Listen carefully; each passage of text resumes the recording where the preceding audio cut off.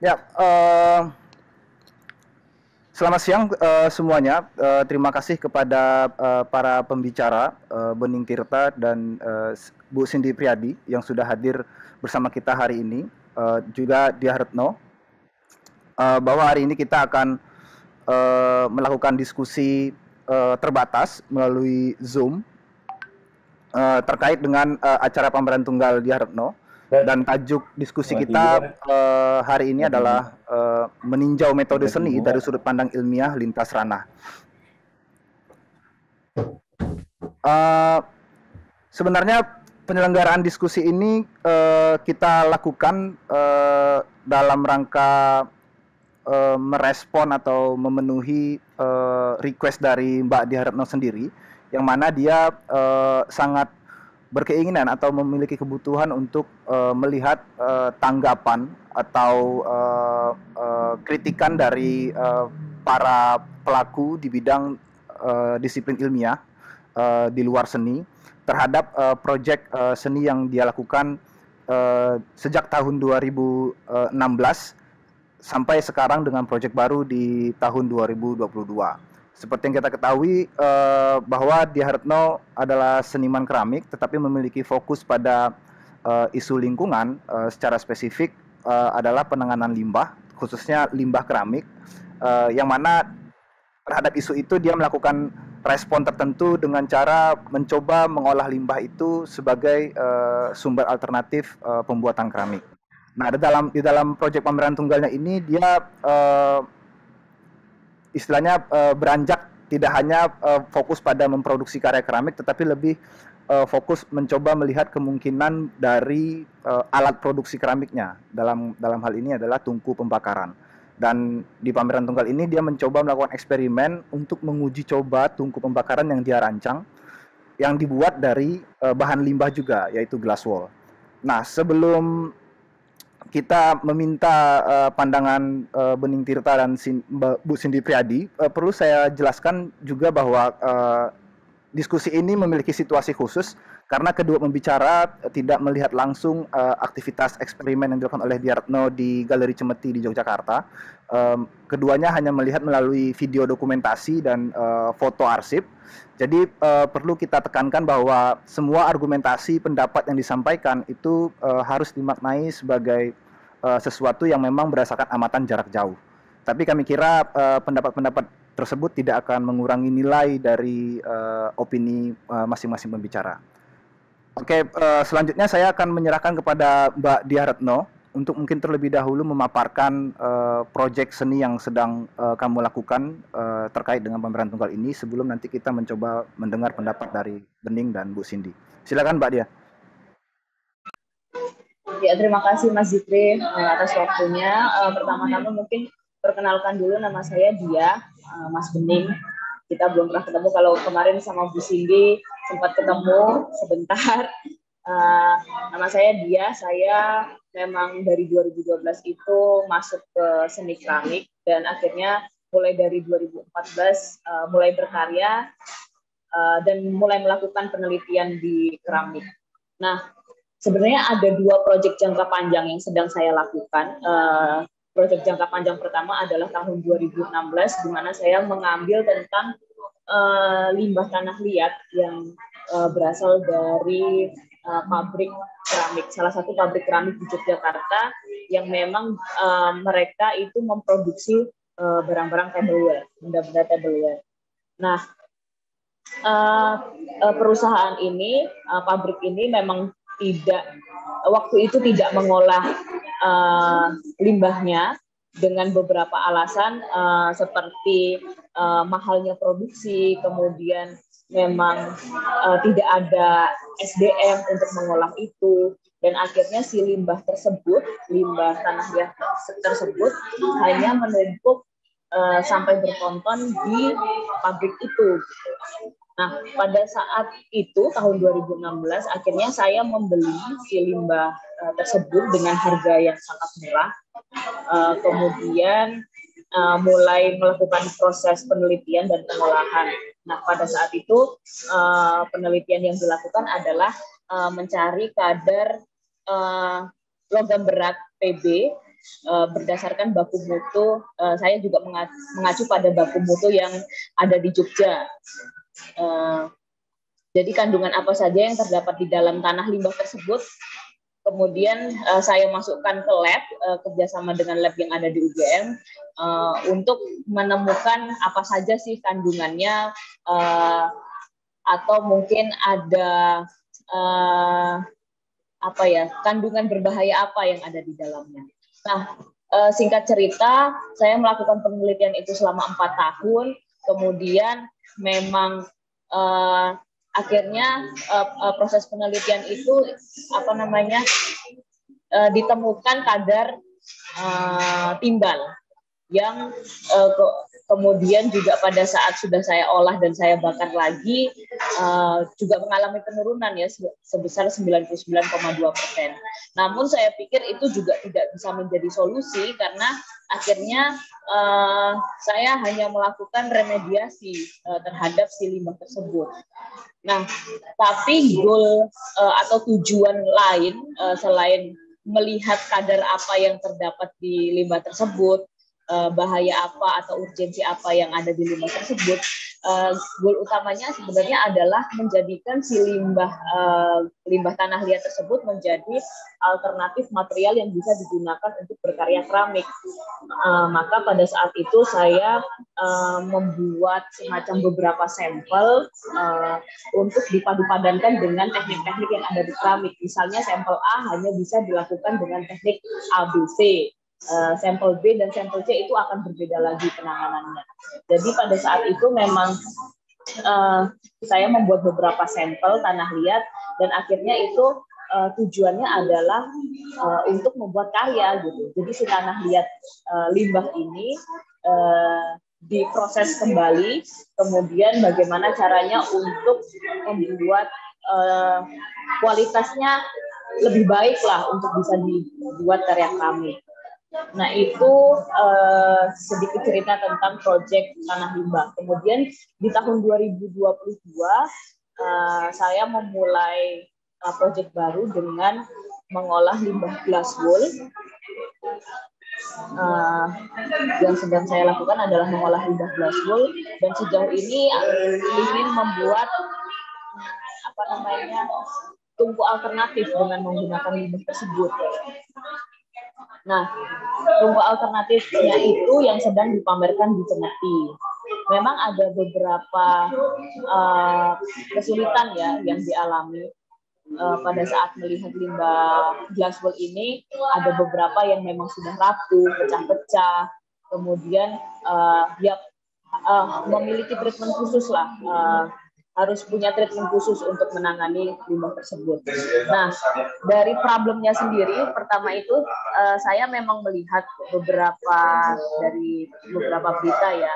Ini memang pendekatan, sebenarnya ini bukan pendekatan yang sangat ilmiah banget, tapi ini biasa dilakukan oleh kalangan seni untuk melihat suatu masalah atau problem. Nah, di sini saya melihat limbah glass wool itu banyak kasusnya yang dibuang. Kasus itu terjadi kebanyakan itu justru di daerah Batam. Itu terjadi di tahun 2010.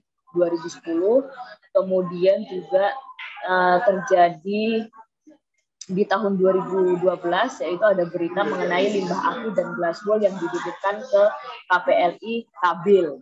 Di 2014 ada berita mengenai Bapedal Batam akan periksa 5 saksi pembuangan limbah di Tanjung Kiayu.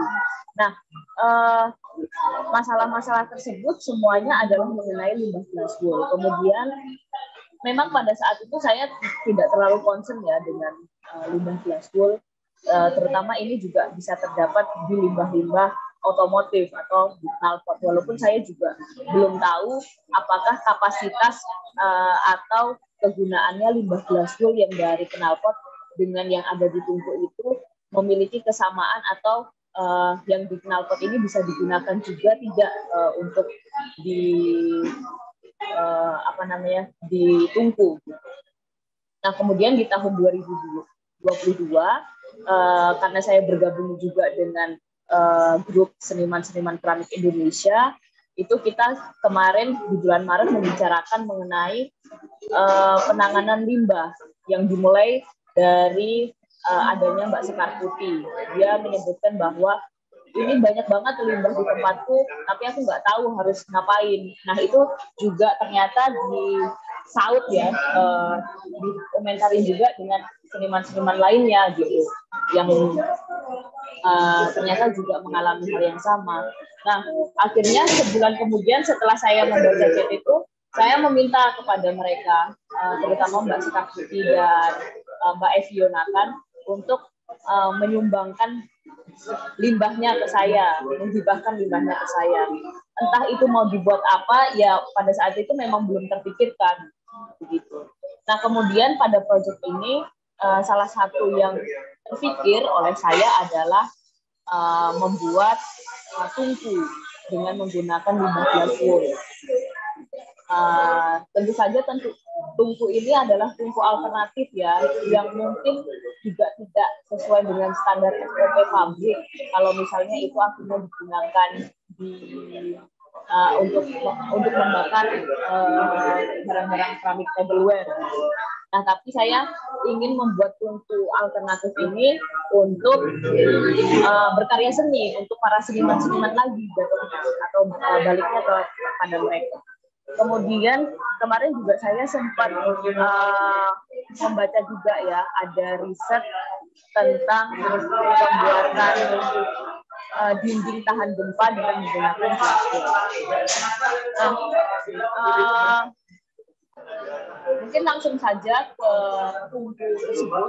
Jadi tungku tersebut memang yang saya buat itu masih sangat tipis dan belum sesuai dengan standar lah ya. Istilahnya kemarin saya membuatnya masih 2-3 lapis saja, karena memang available dari bahannya itu hanya mencukupi untuk dibuat 2-3 lapis.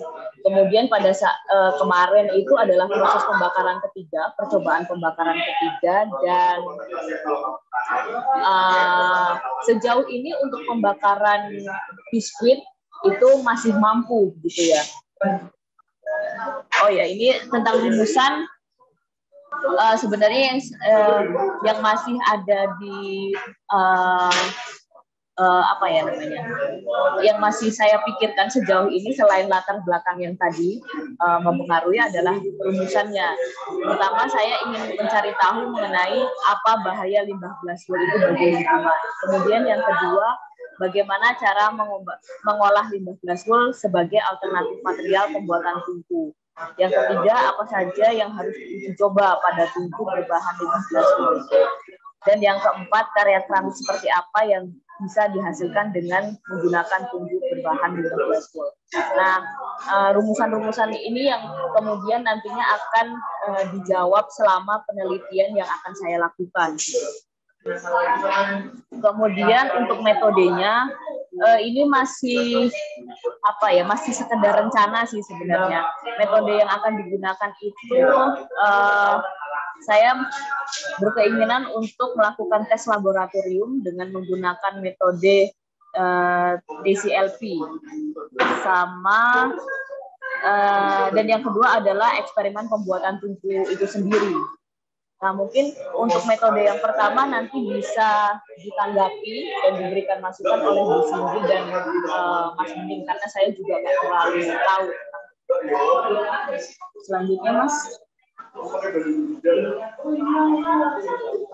Ini adalah metode yang coba saya buat untuk memperhitungkan seberapa pada saat proses pembakaran dengan menggunakan tungku berbahan limbah glasswool itu. Jadi ada beberapa indikator yang saya buat, yaitu waktu, suhu, dan warna api. Karena memang sampai sejauh ini proses pembakarannya juga belum menggunakan termokopel, jadi masih sangat meraba-raba, masih menggunakan metode tradisional lah istilahnya seperti itu. Ini hanya salah satu metode yang saya gunakan untuk menganalisis tungku yang sedang diuji coba.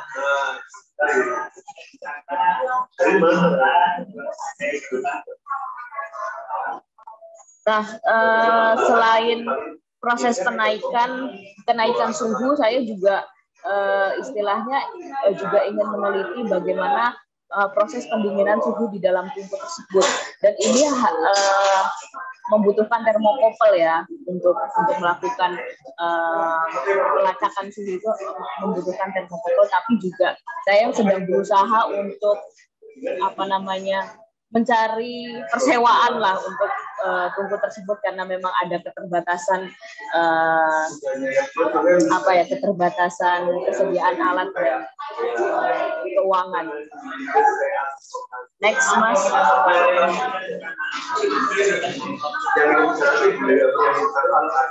Nah, menilik dari riset saya yang kemarin-kemarin, ini adalah hasil riset saya tentang tanah limbah. Jadi bagaimana akhirnya tanah limbah itu memiliki karakteristik tertentu karena memang porositasnya berbeda dengan tanah yang masih murni, sehingga memang ada efek-efek yang tidak bisa dicapai oleh tanah murni, tapi efek-efek kejutan itu justru bisa ditampilkan oleh si tanah limbah. Nah, ini ada beberapa karya yang dibuat dengan menggunakan tanah limbah tersebut dari tahun 2016 sampai 2020.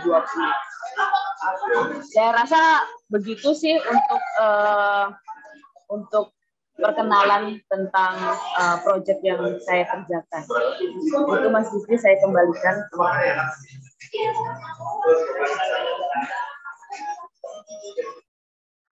Ya, terima kasih Mbak Dia untuk gambaran singkat mengenai proyeknya. Baik, sebelum kita berdiskusi lebih jauh, saya ingin memberikan beberapa gambaran atau pandangan kuratorial terhadap proyek Dia Retno. Bahwa selama ini dalam konteks praktik kesenian selalu ada semacam jargon yang digunakan oleh para pelaku seni tentang pentingnya pengalaman dalam mengakapkan diri terhadap material atau bahan pembuatan karya seninya. Misalnya kayak keramik, bagaimana mengakapkan diri kepada material tanah. Tetapi sebenarnya pengalaman yang dimaksud itu kan dalam konteks konsep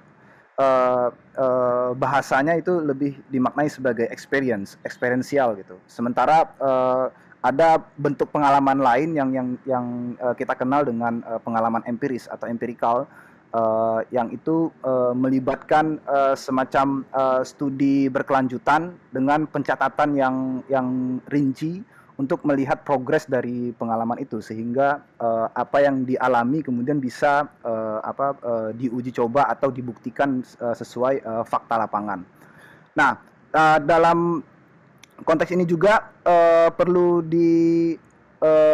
ketengahkan adalah biasanya dalam seni, meskipun menggunakan pendekatan berbasis riset misalnya, seni selalu menawarkan suatu spekulasi ketimbang hasil uji yang reliable. Spekulasi menjadi poin penting dalam konteks seni.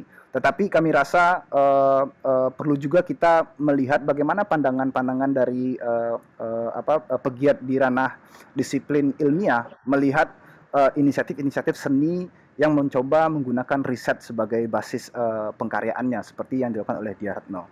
Nah, ketika saya mengundang Bening dan Bu Cindy, beberapa kali saya mencoba melakukan diskusi via WhatsApp dengan Bening misalnya.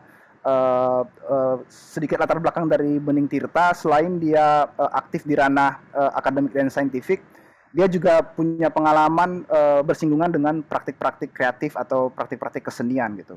Meskipun dalam posisinya sebagai pengamat atau organisator, bukan sebagai pengkarya. Jadi mungkin saya bisa mulai dari Bening dulu, mencoba memberikan komentar awal terkait dengan proyek Dia ini. Terutama mungkin bisa dimulai dari kesan kamu ketika diundang oleh Cemeti untuk memberikan komentar. Silakan Bening. Oke, terima kasih Zikri dan Mbak Dia. Sebuah kesempatan yang sangat yang sangat berharga buat saya untuk bisa melihat lebih lanjut tentang istilahnya urusan dapur gitu ya. Ketika orang lihat benda seni kan taunya final product, produk akhir yang di display gitu.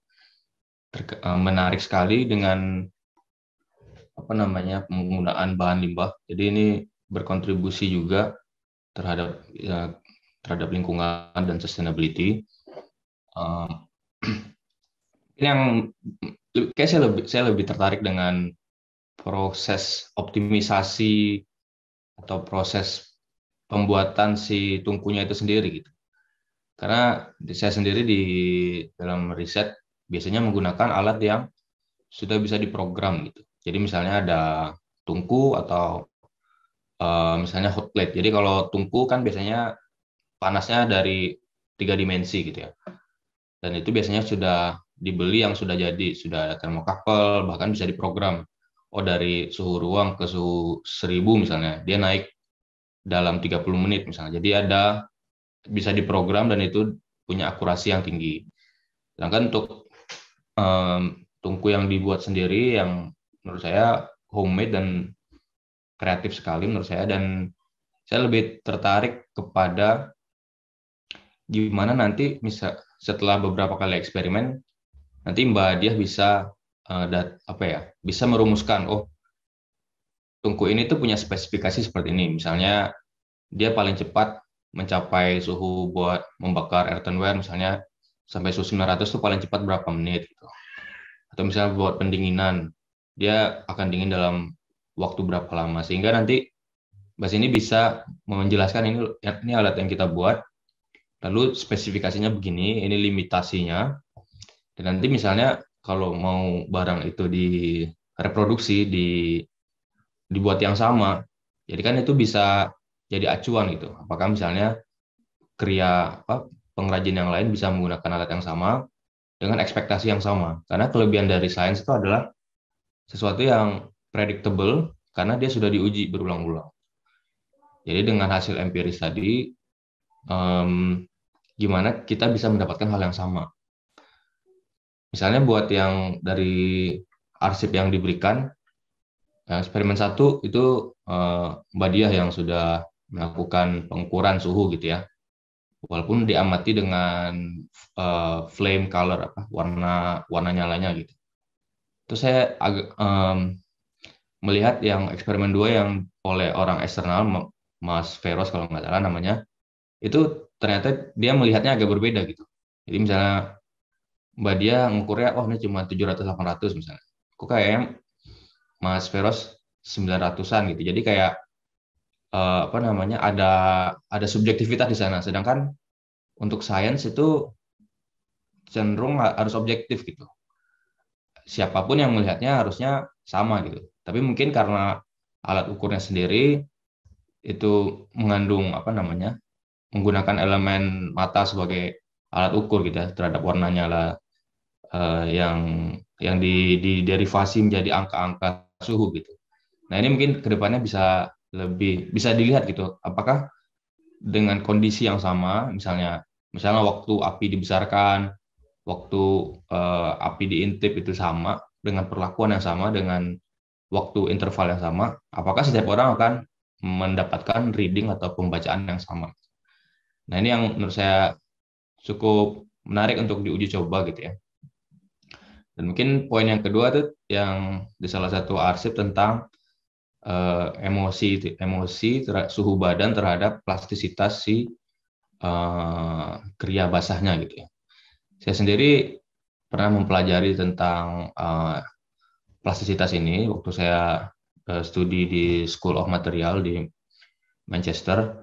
Memang plastisitas itu tergantung pada suhu itu betul, karena dia bersifat pasta. Pasta itu dia solid tapi sebenarnya dia cair juga. Jadi kayak dia punya sifat mengalir, viscosity, dia juga punya sifat padat, yaitu elastis. Nah, menurut saya ini poin yang sangat menarik dan cukup sangat ya, ini kan by experience ya. Dan sebenarnya itu bisa di reason ya, bisa dicari tahu alasannya kenapa. Jadi memang ketika benda itu tidak padat tapi apa namanya, dia antara sifat padat dan cair, sebenarnya dia juga bisa suhu-suhu eksternal itu mempengaruhi terkait misalnya seberapa elastis dia atau seberapa viscous dia.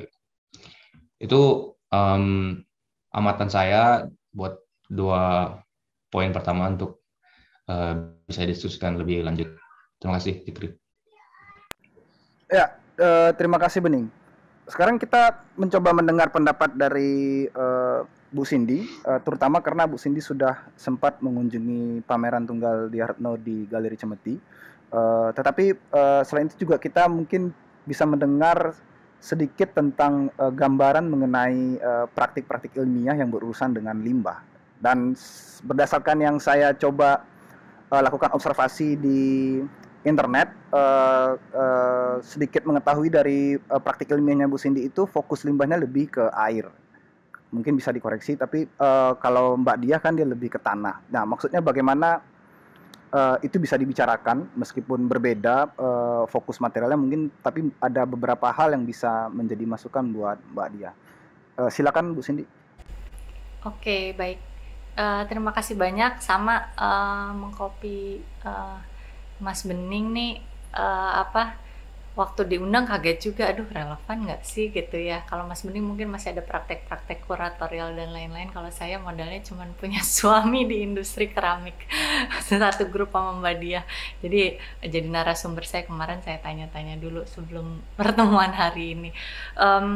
Tapi terima kasih atas kesempatannya. Saya juga jadi mencoba membaca kembali secara spesifik ya riset-riset terkait limbah dan dampak lingkungan dari industri keramik yang terbaru dan lebih detail lagi. Sebenarnya waktu pertama kali saya datang ke galeri, saya refleks dari awal, saya memikirkannya glass wool ini dipakai untuk bahan baku keramiknya gitu. Terus baru setelah berapa menit kemudian saya saya salah deh, ternyata glass woolnya untuk ovennya gitu ya. Dan itu juga menjadi menarik, maksudnya saya melihat keidean ya gitu Mbak Dia untuk memanfaatkan limbah glass wool tidak dalam dari segi material utama dari karya seninya, tapi dari prosesnya gitu ya. Jadi saya rasa itu menarik melihat istilahnya kalau di bidang limbah tuh life cycle ya, atau siklus hidup dari industri keramik itu sendiri ya, bukan hanya produk akhirnya tapi juga proses yang dipakai, bagaimana supaya juga bisa memanfaatkan limbah.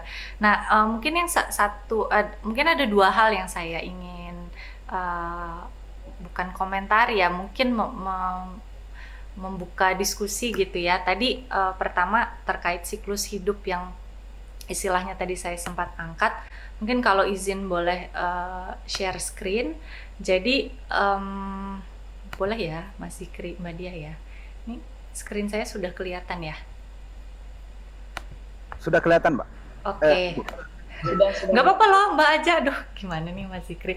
Oke, jadi Mbak Dia, karena Mbak Dia sepertinya sangat senang melihat isu-isu limbah ya. Ada beberapa jurnal yang selain di dalam negeri, yang kalau di luar negeri yang beberapa yang cukup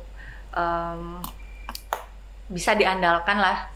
Salah satu ya, tapi dari Science Direct ini ada Journal of Cleaner Production.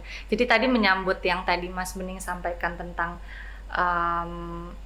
datanya yang akurat, dan mungkin saya bisa menambahkan ada reproducibility ya. Jadi artinya ini percobaan bisa diulang nanti oleh siapapun dengan hasil yang sama.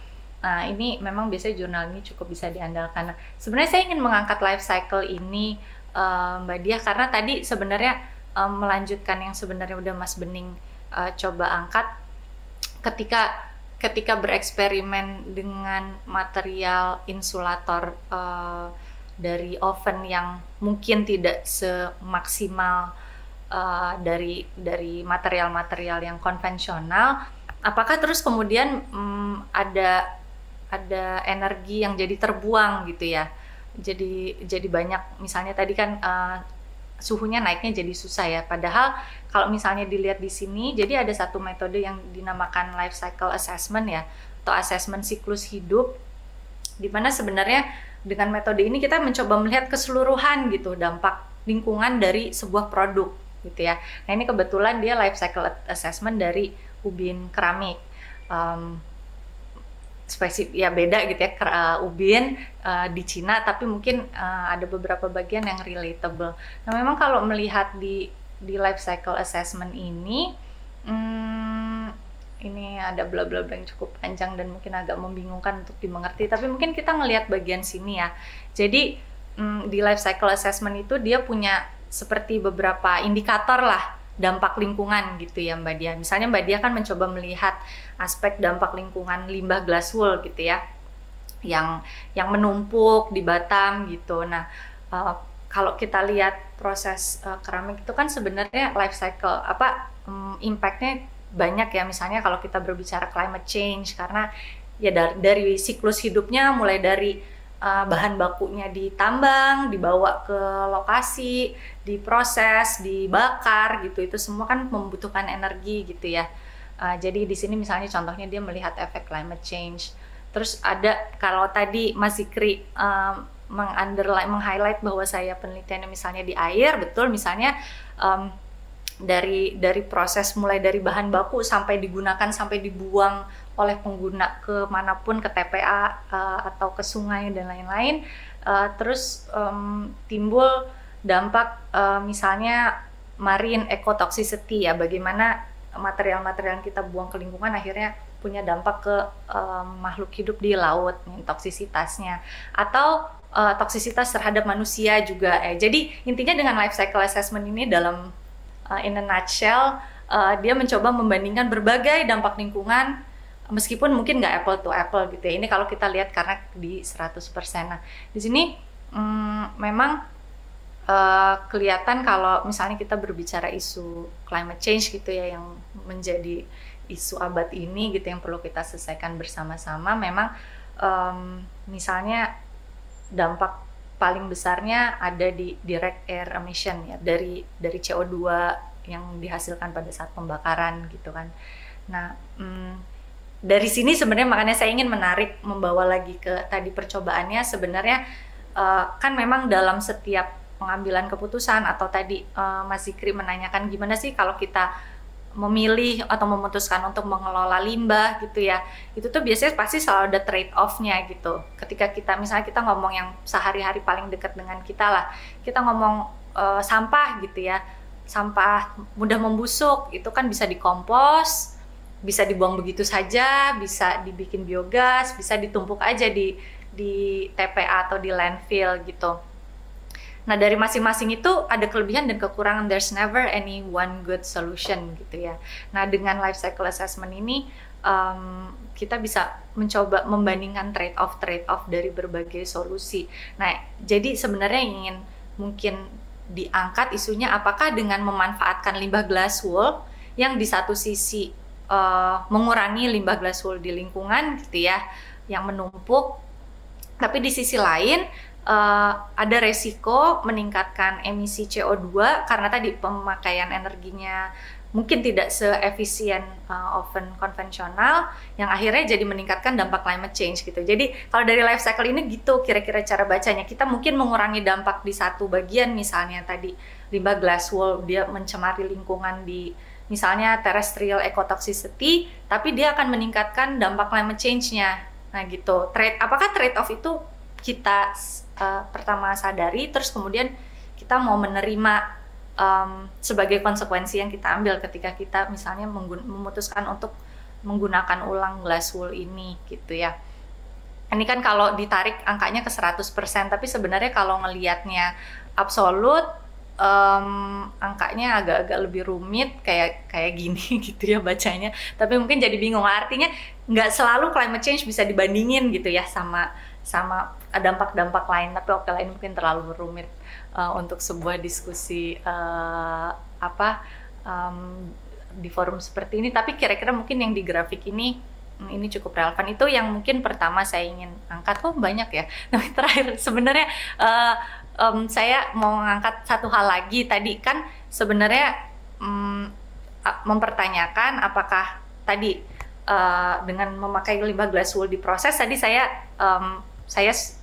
saya kagum karena Mbak Diah memutuskan melihat prosesnya dengan lebih besar, tapi kita terus mempertanyakan dampak lain yang timbul dari reuse ini. Dan yang kedua, sebenarnya saya penasaran, kalau misalnya limbah glass wool ini memang tadi menjadi keinginan Mbak Diah untuk bisa memanfaatkan itu, apakah bisa dipakai di proses lain dalam pembuatan keramik ini? Misalnya saya jadi coba lihat-lihat, ini ada artikel nih, lagi-lagi Journal of Clean Art Production, misalnya glass wool recycling in the production of clay and waste-based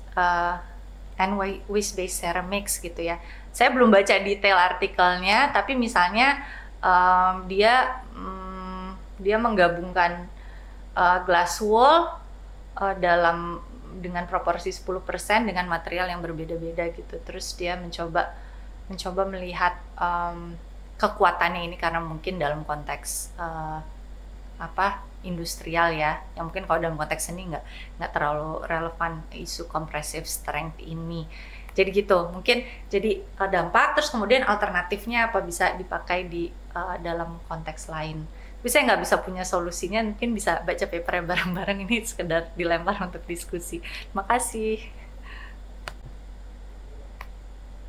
Ya, terima kasih Bu Dia, poin yang menarik sekali tadi di poin pertama terkait inisiatif untuk merespon limbah, tetapi ketika itu dieksperimenkan bagaimana dampaknya terhadap aspek yang lain. Jadi saya teringat dengan diskusi bersama Mbak Diah ketika kita memutuskan untuk melakukan uji eksperimen eksperimen tungku pembakaran itu di dalam galeri pameran gitu. Waktu itu pertanyaan pertama yang muncul dari tim Cemeti adalah apakah aktivitas pembakaran itu, terutama reaksi kimia yang berlangsung di sana itu punya dampak yang membahayakan bagi kita yang melihat atau mungkin pengunjung pameran. Nah, mungkin Mbak Dia bisa sedikit mencoba menanggapi poin yang di-highlight oleh Bu Cindy tadi. Silakan Mbak Dia. Oke, makasih Mas Zikri. Mungkin aku mulai dari ininya Mas Bening tadi ya, tentang pertanyaannya tadi. Kenapa sih akhirnya aku memutuskan untuk ada orang lain yang ikut terlibat gitu ya di dalam proses pembakaran. Nah, dalam proses pengujian si tungku itu, memang yang pertama kekurangannya adalah aku belum menggunakan alat termokopel untuk melihat itu secara spesifik gitu ya, secara pasti. Tapi memang pendekatanku adalah aku mau mendekatkan tungku yang kubuat dulu nih kepada orang-orang yang biasa membakar keramik, karena memang feel-nya antara orang yang terbiasa membakar keramik dengan yang tidak itu kan pasti berbeda. Mereka punya pendekatan sendiri, mereka punya treatment sendiri, cara sendiri yang itu sudah biasa dilakukan sama si pembakar-pembakar ini. Nah, aku mau melihat komentarnya mereka untuk mencoba pertama kali tentang si alternatif tungku itu seperti apa.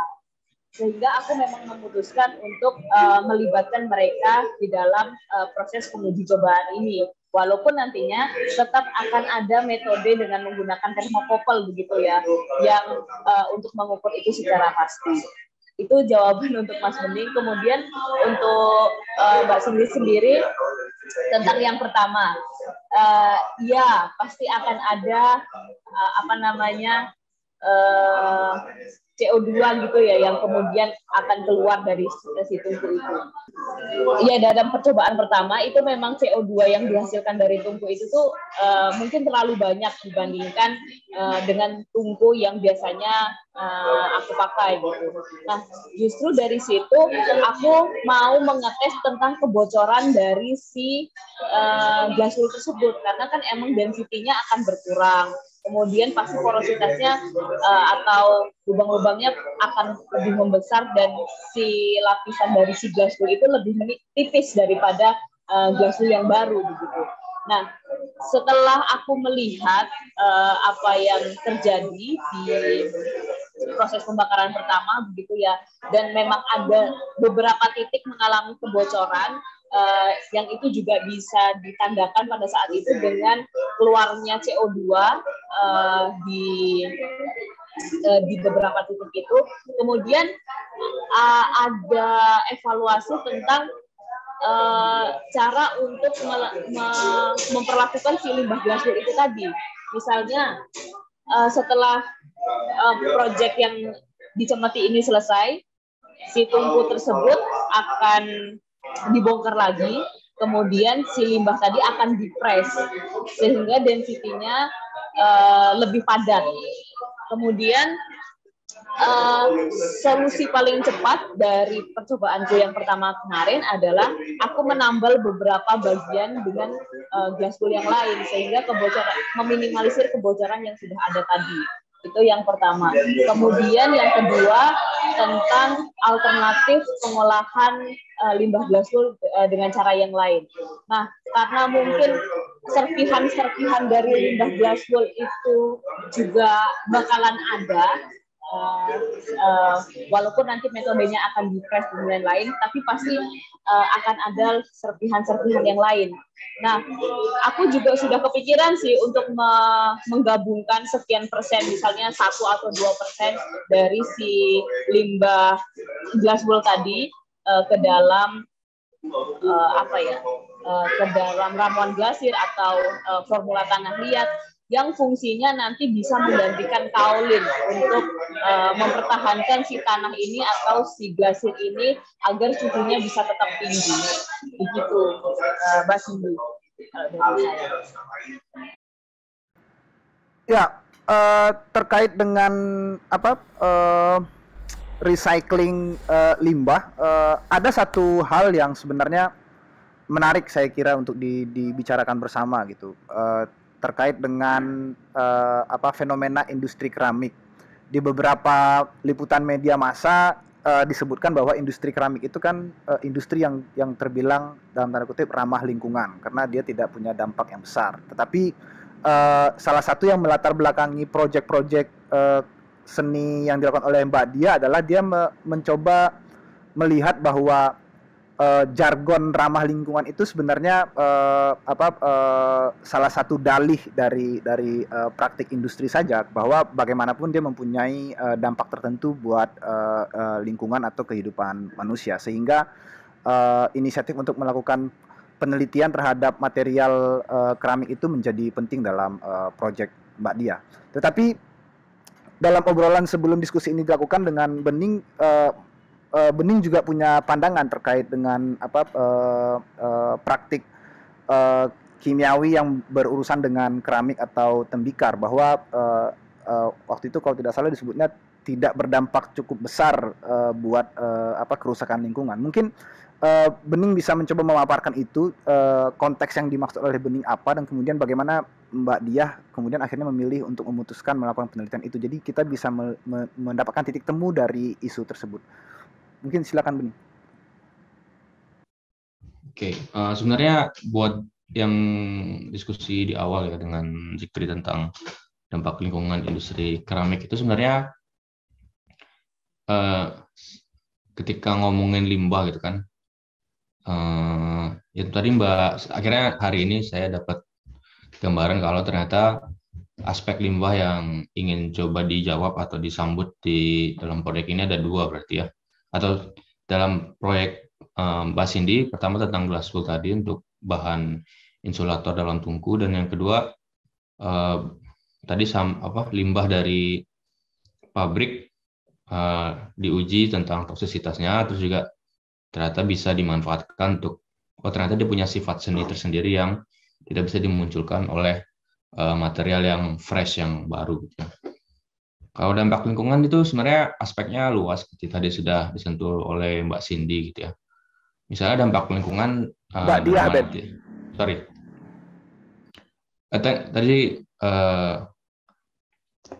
tadi Mbak Cindy menggambarkan tentang climate change dan beberapa aspek lainnya tentang life cycle assessment. Mungkin saya mau klarifikasi tentang dampak lingkungan dari industri keramik ini sendiri.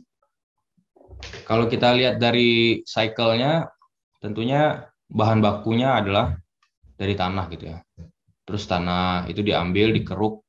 Lalu pertanyaannya adalah apakah bahan bakunya ini merusak existing. Jadi misalnya kalau kayu kan kita tebang terus ada dampaknya gitu. Kalau kalau misalnya bahan keramik berarti kan dari tanah, misalnya kaolin atau clay diambil dari tanah. Lalu apakah ketika ya sisanya atau yang ditinggalkan itu apakah jadi strukturnya berubah atau misalnya merubah karakternya sehingga dampaknya apakah dampaknya jangka panjang atau dampaknya bisa diremediasi bisa benar dengan sendirinya atau perlu aksi aktif. Itu dampak dari si sumbernya. Terus mungkin dari prosesnya sendiri, misalnya dari energi gitu, energi yang terpakai. Climate change sebenarnya fokus juga terhadap emisi karbon. Aspek yang sebenarnya bisa dipecahkan dari ini emisi karbon. Faktornya apa yang bisa dilihat adalah ternyata emisi karbon kita itu dari sumber energi kita gitu, karena banyak power plant atau pembangkit tenaga listrik itu masih berbahan bahan bakar fossil fuel, yaitu coal atau diesel, batu bara atau solar misalnya gitu kan. Jadi mungkin yang bisa ketika misalnya kita pengen melihat tentang emisi karbon dan segala macamnya, di sini ada proses pembakaran nih dalam industri keramik gitu kan. Apakah misalnya yang bisa diperbuat gitu ya? Mungkin dari campuran dari limbah atau campuran bahan-bahan lain dengan komposisi tertentu, apakah misalnya bas ini bisa mendapatkan hasil dengan kekerasan yang sama dengan temperatur yang lebih rendah gitu. Karena pada akhirnya konsumsi utama dari industri keramik atau gerabah yang lain itu adalah energi panas yang dibutuhkan, sehingga material yang dari yang awalnya lembek menjadi keras dan itu bisa bertahan jangka panjang gitu. Nah, ini dari segi material dan sifat kimiawi mungkin ini bisa jadi hal yang menarik gitu.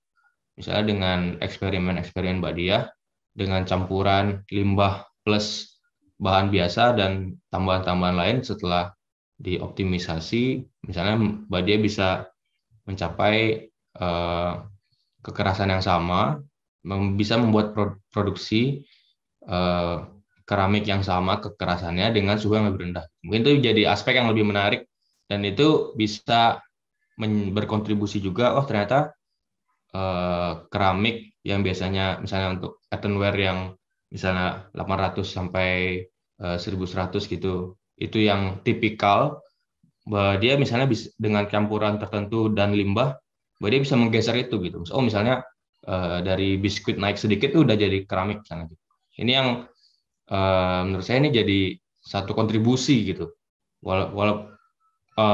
Tadi sudah menarik tentang oven yang bisa dibuat dengan glass wool dan memanfaatkan itu, tapi saya melihat ada aspek yang lebih menarik lagi, yaitu ketika campuran komposisi material basahnya itu bisa dia bisa menggeser temperature window-nya sehingga bisa lebih hemat energi gitu.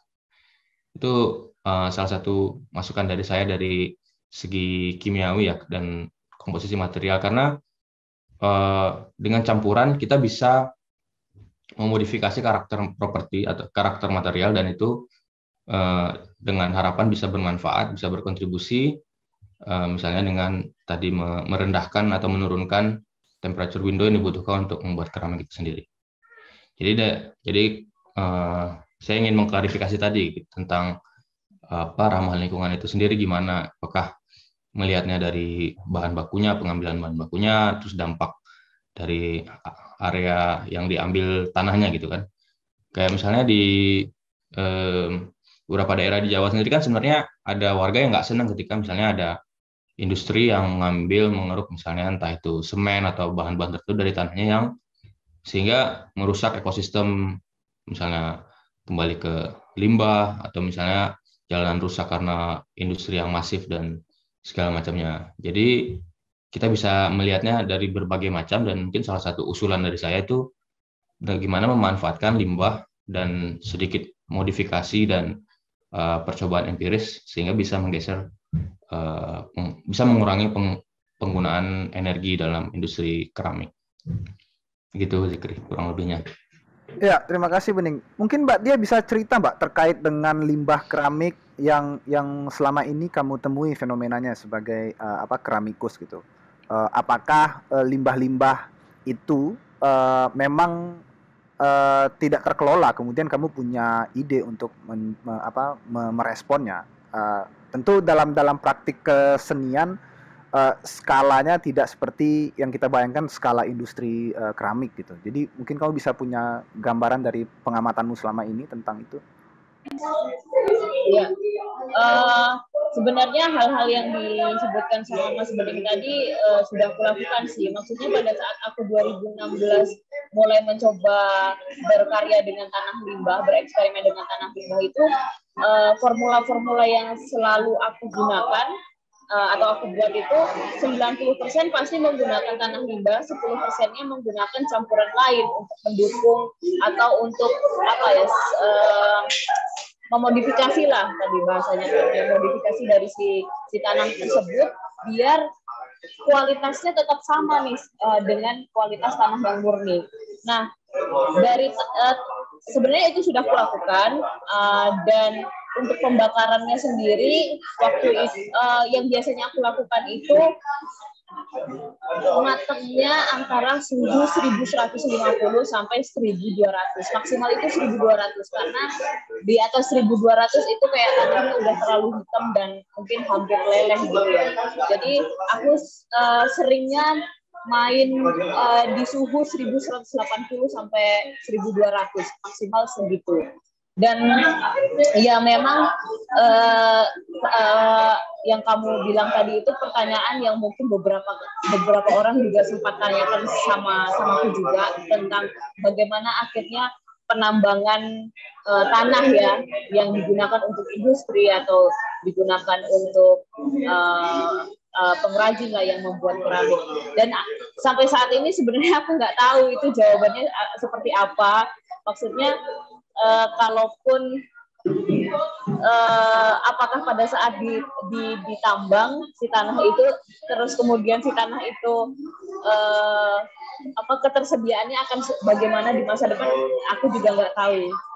Jadi aku nggak punya kapasitas untuk menjawab itu. Tapi untuk pertanyaan yang selanjutnya atau diskusi selanjutnya tadi, sebenarnya aku sudah melakukan itu dengan bahan campuran lain. Makanya tadi aku sempat memaparkan ya tentang beberapa formula yang sudah aku buat. Kemudian masing-masing formula ini karena memang 10% dari campurannya itu aku main-mainkan dengan material yang lain, itu akhirnya harus punya treatment yang berbeda. Misalnya di formula pertama ternyata hanya bisa dibuat untuk karya dengan teknik pinching, atau di formula kedua hanya bisa dengan menggunakan teknik cetak. Nah, akhirnya dari beberapa formula yang aku gunakan itu ya aku ikutin saja mereka treatmentnya seperti apa, butuhnya dibuat atau bisa diperlakukan seperti apa. Jadi karya-karya itu juga sangat menyesuaikan dengan si karakter si tanah tersebut berdasarkan campurannya. Kalau boleh nanya Mbak Dia, apa sih yang misalnya dari limbah, jadi tanah baru sama tanah limbah tuh apa sih yang paling mencolok bedanya sehingga dibutuhkan tambahan yang tadi misalnya 10% kaulit atau yang lain? Lebih kepada perlakuannya sih, yang paling terasa itu sebenarnya perlakuannya pada saat proses pembentukan. Kalau tanah yang masih murni, yang masih baru itu kan enak banget gitu ya, diproses, dibentuk itu kan enak ya, treatmentnya enak. Tapi kalau tanah limbah itu cenderung lebih lama kering, terus lebih lebih sulit lah untuk proses pembentukan tuh lebih sulit. Makanya di beberapa formula itu aku menggunakan dolomite atau bentonite gitu untuk penyerapan airnya gitu. Terus yang kedua adalah suhu. Kalau tanah liat murni itu sebenarnya juga bisa langsung digunakan tuh bisa. Tapi untuk mencapai warna-warna yang terang, warna-warna ngepop, itu agak sulit ya, karena memang pada saat dia dibakar di atas suhu 1100 gitu warnanya itu terus menghitam gitu. Jadi mungkin itu kayak lebih capaian-capaiannya sih, yang misalnya aku maunya pakai warna-warna pop, tapi ternyata harus ditambahkan dengan zirkon atau yang lainnya untuk membuat si tanah itu lebih putih. Kemudian suhunya juga lebih rendah, suhu bakarnya, sehingga aku menambahkan kaolin untuk menaikkan si tanah itu. Ya, aku mau coba ke Bu Cindy terkait dengan apa riset-riset di isu lingkungan dan penanganan limbah. Misalnya dalam hal kita meninjau praktik riset sederhana yang dilakukan oleh Mbak Dia gitu, itu kan skalanya peneliti individu gitu. Sementara kalau dalam penelitian-penelitian ilmiah yang merespon isu lingkungan itu skala riset akademik yang memang dia banyak mempertimbangkan banyak variabel gitu untuk mengetahui gambaran yang komprehensif. Nah, mungkin Bu Cindy bisa memberikan pandangan terkait dengan praktik skala riset yang seperti yang dilakukan oleh Mbak Diah ini. Bagaimana strategi yang mungkin bisa dilakukan untuk juga bisa mendapatkan gambaran yang terbilang baik gitu untuk melihat hasil risetnya. Apakah dia juga mesti melakukan penyertaan variabel-variabel yang luas itu seperti yang tadi digambarkan di grafik, itu kan ada banyak variabel untuk melihat dampak dari satu limbah yang diolah terhadap aspek yang lain gitu. Mungkin Bu Cindy punya pendapat tentang itu. Baik, terima kasih. Ya, senang dengan arah perjalanan diskusinya ya, agak tidak terduga mengarahnya ke sini. Tapi tadi saya pikir sih dari yang sudah Mbak Dia lakukan tuh udah sangat baik, dan tadi mungkin melanjutkan lebih jauh masukan dari Mas Bening, karena intinya kalau riset tuh tadi juga Mas Bening menyampaikan ya kuantitatif gitu ya. Mungkin nggak ya diterjemahkan percobaan ini karena kita bicara dampak lingkungan ya, tadi dari oven ini sebenarnya kan dampak lingkungan paling utamanya energi yang kita turunkan dengan biasanya CO2 yang dihasilkan, tapi kan yang terukur oleh Mbak Dia ini kan adalah jumlah gas yang dipakai gitu ya. Nah, mungkin nggak, misalnya kalau nggak salah soalnya mau running beberapa percobaan lagi gitu ya, mungkinkah misalnya mengawali percobaannya dengan tangki gas penuh gitu, dan biasanya ini kalau percobaan ada kontrol, ada eksperimen gitu ya Mas Bening ya. Jadi ada yang kita pakai sebagai baseline, ada percobaannya gitu. Nah, yang dipakai sebagai baseline Mbak Dia kan sebenarnya oven konvensional gitu ya, yang mungkin Mbak Dia sudah punya gitu di studionya. Terus yang satunya lagi adalah oven yang sekarang ada di galeri dengan limbah glass wool. Keduanya dimulai dengan kondisi yang sama, misalnya dengan tangki gas yang penuh gitu. Kemudian punya satu indikator, misalnya mencapai suhu X gitu ya, mencapai suhu X. Terus itu mungkin waktu, berarti ya mungkin waktu yang diperlukan untuk mencapai suhu X bagi kedua oven. Terus kemudian dari segi gas yang dikonsumsi bisa diukur juga gitu ya, dari berdasarkan tekanan tabung gasnya. Kemudian itu kan indikator proses, kemudian ada indikator hasil, karena kan in the end Mbak Dia ingin menghasilkan karya seni ya, bukan engineer gitu. Prosesnya saya nggak tahu apa yang mungkin dihasilkan, misalnya kalau misalnya apakah sama-sama memakai glasir yang sama persis, terus kemudian dianalisis intensitas warna yang keluar setelah percobaan gitu, saya nggak tahu ya, berarti mungkin harus dikirim ke lab gitu ya, atau pakai metode spektrometri atau apapun yang bisa mengukur intensitas warnanya. Atau mungkin saya bayangkan satu indikator lain adalah strength-nya gitu ya, kekuatannya gitu, yang mungkin juga sebenarnya kan kalau kuat tekan, uji tekan gitu kan murah ya kalau nggak salah sih di lab-lab sipil gitu biasanya. Nah, jadi gitu, ada kontrol, ada eksperimen dibandingkan dengan variabel yang sama. proses dan hasil kan, gitu. Mungkin sih kali masukan. Ya, mungkin Mbak Dia bisa sharing terkait metodemu berurusan dengan limbah selama ini. Terutama aku mau mencoba menyoroti statement Bu Cindy tadi tentang yang eksperimen dan juga yang kontrol gitu. Dalam proyekmu yang fisis misalnya yang sebelum proyek di Pameran Tunggal ini, ketika kamu merespon isu limbah itu, bagaimana treatmentmu terhadap material keramik itu? Bisa diceritakan mungkin?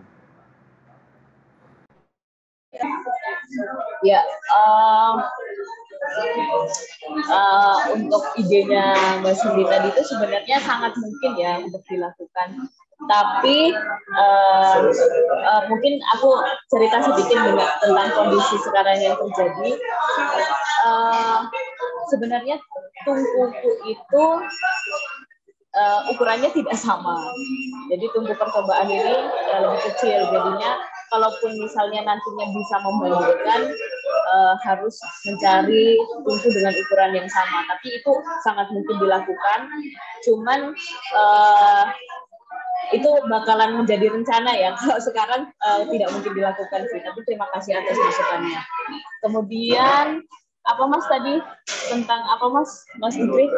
Terkait dengan treatmentmu terhadap limbah selama ini, apakah kamu menerapkan yang disebut oleh Bu Cindy tadi tentang variabel kontrol dan variabel eksperimen dalam menguji coba tanah limbah di proyek fisis itu?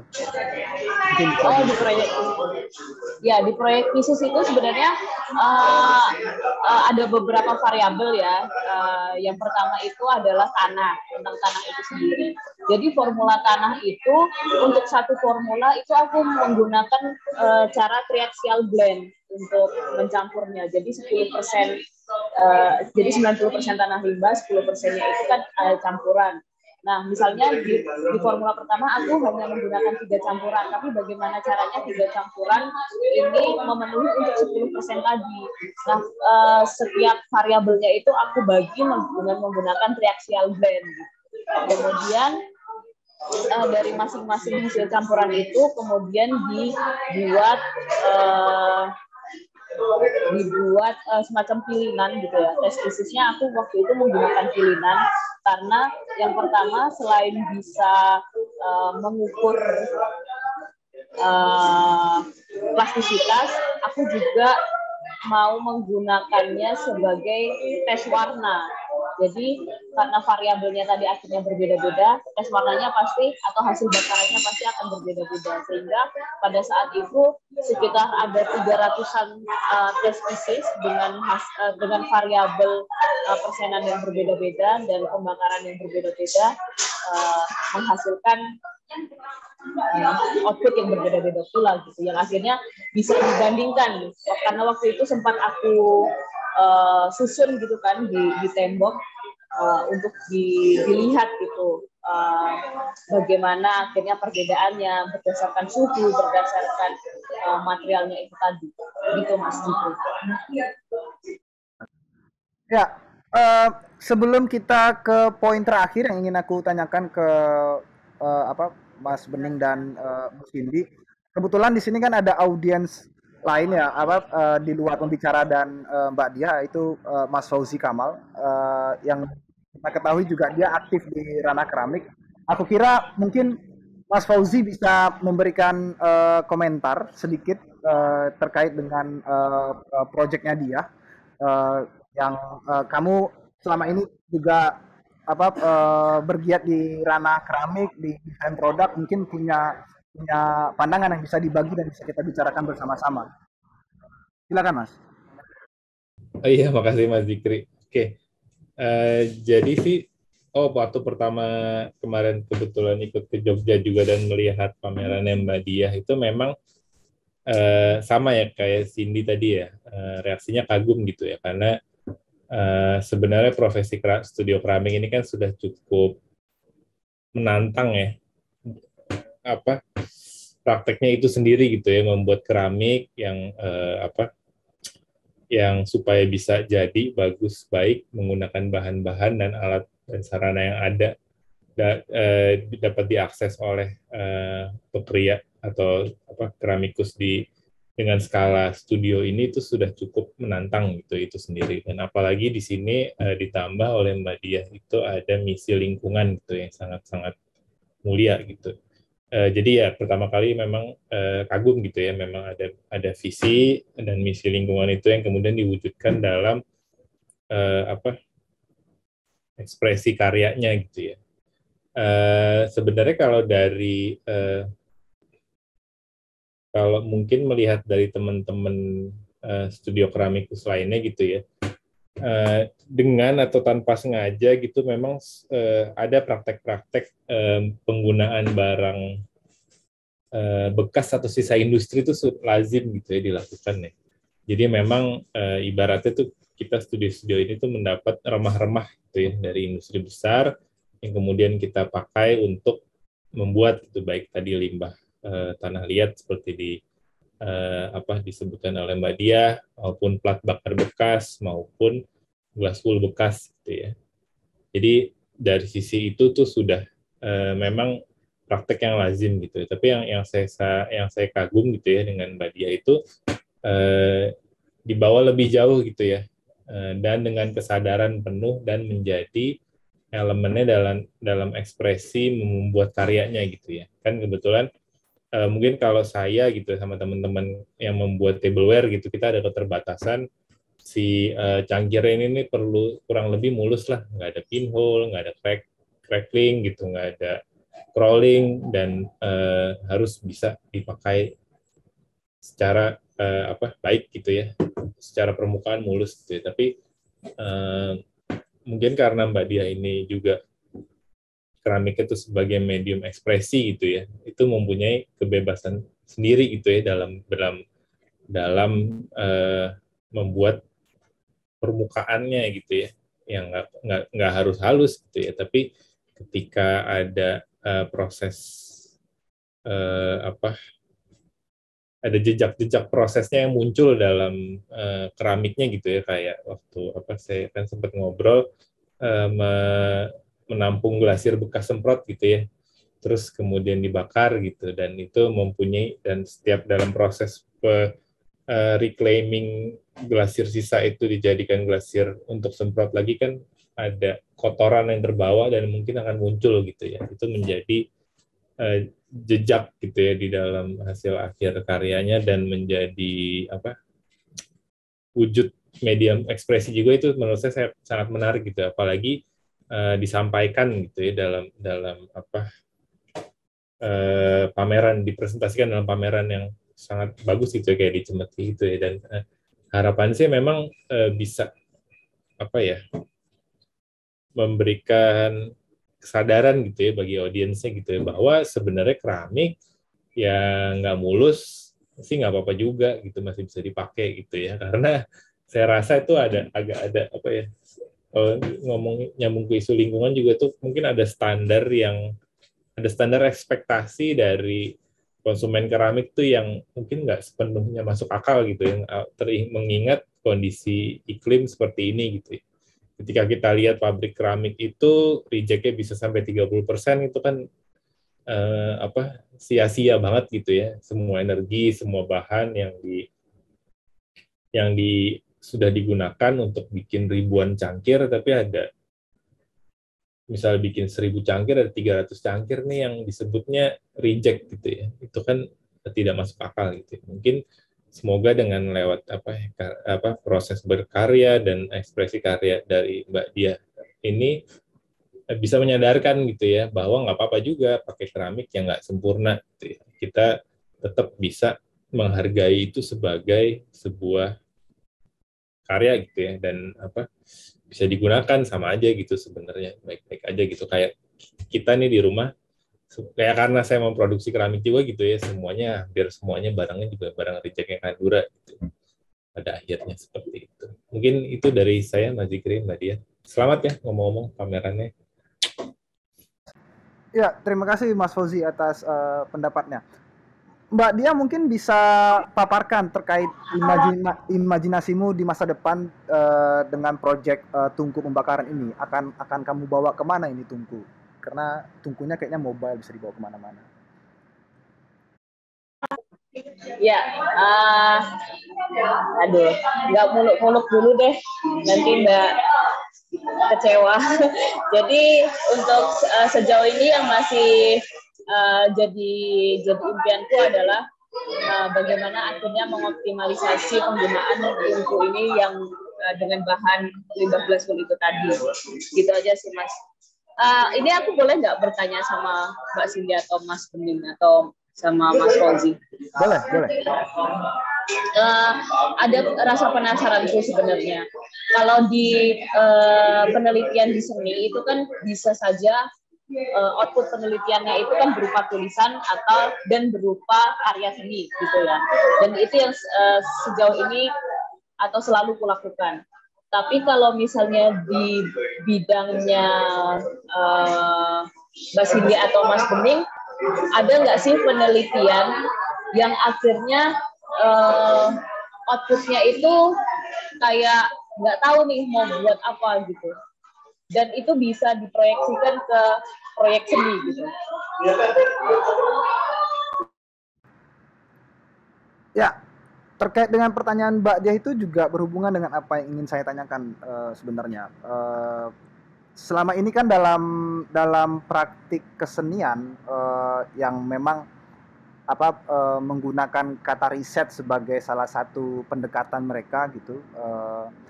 Yang paling menjadi krisis itu adalah sangat kurangnya komunikasi yang benar-benar langsung gitu antara praktisi seni dengan praktisi ilmiah gitu. Komunikasi itu biasanya di awang-awang saja gitu. Yang benar-benar mendapatkan kritikan langsung dari salah satu pihak terhadap pihak yang lain gitu. Nah, tapi sebenarnya yang menarik juga untuk diketahui dalam pendapat Mas Bening dan Bu Cindy terkait dengan proyek-proyek seni ini, bagaimana dia menurut pandangan kalian gitu, bagaimana dia bisa bertemu dengan praktik-praktik ilmiah? Karena tadi kalau misalnya kita tinjau lagi pendapatnya Mas Bening di awal kan itu sangat kontras ya, ketika sains dia mengedepankan reliabilitas dari produk penelitiannya dan dia bisa diuji dengan ukuran yang sama, sementara kalau seni kan dia tidak berpaku pada itu, dia bisa lebih luas dan lebih bebas gitu. Tetapi bagaimana ini bisa bertemu? Karena kekhawatirannya adalah apakah jangan-jangan penelitian atau riset-riset yang digunakan di dalam seni ini dia sebenarnya hanya pseudoscience saja gitu, hanya menggunakan riset itu sebagai jargon saja gitu, tidak menerapkan penelitian yang ideal sebenarnya. Nah, mungkin Bening bisa berkomentar lebih dulu terkait hal itu. Bagaimana kita bisa mensinkronkan antara dua praktik yang sangat kontras ini? Bening, silakan. Ini berat banget pertanyaannya. Oke, kalau dari segi definisi ya, memang sebenarnya research itu kan mencari sesuatu yang semacam produksi ilmu gitu. Jadi kalau misalnya riset dalam artian